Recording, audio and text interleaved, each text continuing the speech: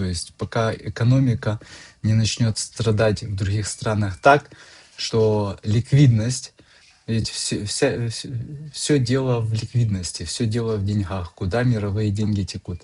И Америка будет кошмарить весь мир, пока у нее проблемы с ее госдолгом, потому что их банды никому не нужны.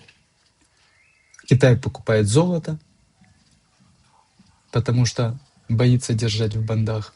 Саудовская Аравия еще, конечно, покупает, но было бы прекрасное решение для Америки, чтобы другие производители и экспортеры нефти тоже вкладывали свои доходы все в доллары и потом в банды, в трежеря.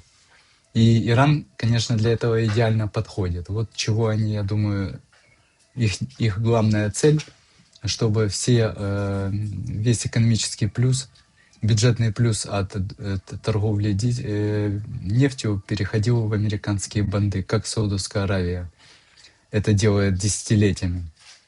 Ну вот, в общем, на Ближнем